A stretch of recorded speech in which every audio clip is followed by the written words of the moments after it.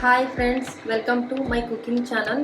ಇವತ್ತೊಂದು easy recipe ಮಾಡ್ತಾ ಇದ್ದೀನಿ, ಬದನೆಕಾಯಿ ಪಲ್ಯ. ಅದಕ್ಕೆ ಬೇಕಾಗಿರೋ ಇಂಗ್ರೀಡಿಯೆಂಟ್ಸ್: ಕರಿಬೇವು, ಬೆಳ್ಳುಳ್ಳಿ, ಕೊತ್ತಂಬರಿ, ಅಡುಗೆ ಎಣ್ಣೆ, ಒಂದು ಟೊಮೊಟೊ, ಒಂದು ಈರುಳ್ಳಿ.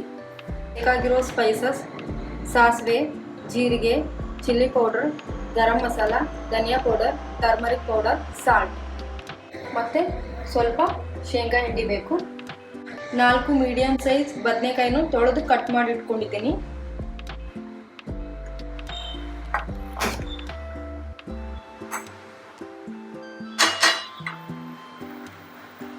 ಇವಾಗ ಪ್ಯಾನ್ ಪ್ರೀ ಹೀಟ್ ಆಗಬೇಕು. ಇವಾಗ ಪ್ಯಾನ್ ಪ್ರೀ ಹೀಟ್ ಆಗಿದೆ. ಇವಾಗ ಆಯಿಲ್ ಆ್ಯಡ್ ಮಾಡ್ಕೊಳ್ತಾ ಇದ್ದೀನಿ. ನಾನು 3 ಟೇಬಲ್ ಸ್ಪೂನ್ ಅಷ್ಟು ಆಯಿಲ್ ಆ್ಯಡ್ ಮಾಡ್ಕೊಂಡಿದ್ದೀನಿ. ಇವಾಗ ಎಣ್ಣೆ ಕಾಯ್ದಿದೆ. ಸಾಸಿವೆ, ಜೀರಿಗೆ, ಈರುಳ್ಳಿ, ಕರಿಬೇವು,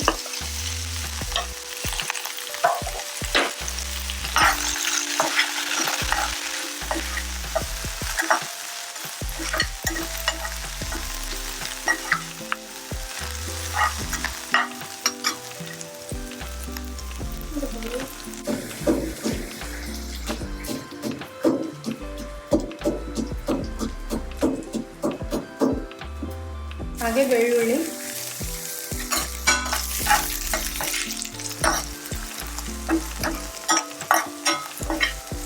ಗೋಲ್ಡನ್ ಬ್ರೌನ್ ಆಗೋ ತನಕ ಹುರ್ಕೊಳ್ಬೇಕು.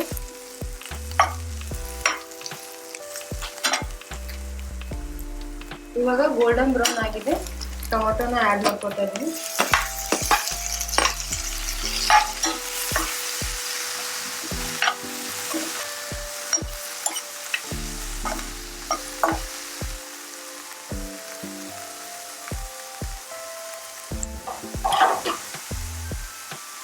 ಇವಾಗ ಟೊಮೊಟೊ ಸಾಫ್ಟ್ ಆಗಿದೆ. ಉಪ್ಪು, ರುಚಿಗೆ ತಕ್ಕಷ್ಟು, chilli powder, turmeric powder, garam masala, ಧನಿಯಾ ಪೌಡರ್ ಆ್ಯಡ್ ಮಾಡ್ಕೊಂಡು ಚೆನ್ನಾಗಿ ಕಲಿಸ್ಬೇಕು. 30 ಸೆಕೆಂಡ್ಸ್.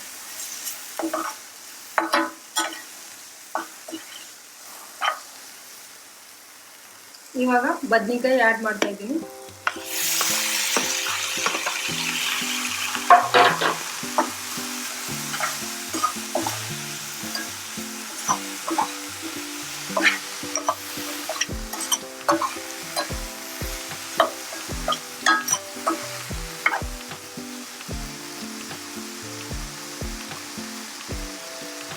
ಅರ್ಧ ಗ್ಲಾಸ್ ನೀರನ್ನು ಆ್ಯಡ್ ಮಾಡ್ಕೊಳ್ತಾ ಇದ್ದೀನಿ. ಇವಾಗ ಒಂದು 6 ರಿಂದ 8 ನಿಮಿಷ ಲೋ ಫ್ಲೇಮ್ನಲ್ಲಿ ಪಲ್ಯ ಕುದಿಸ್ಕೊಳ್ಬೇಕು. ಇವಾಗ ಲಿಡ್ಡನ್ನು ಮುಚ್ಕೊಳ್ತಾ ಇದ್ದೀನಿ.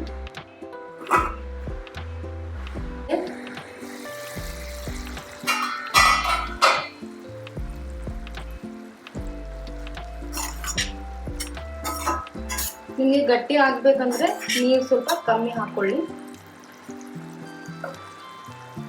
ಇವಾಗ ನಾನು ಶೇಂಗಾ ಹಿಂಡಿ ಆ್ಯಡ್ ಮಾಡ್ಕೊಳ್ತಾ ಇದ್ದೀನಿ. 4-5 ಟೇಬಲ್ ಸ್ಪೂನ್ ಅಷ್ಟು.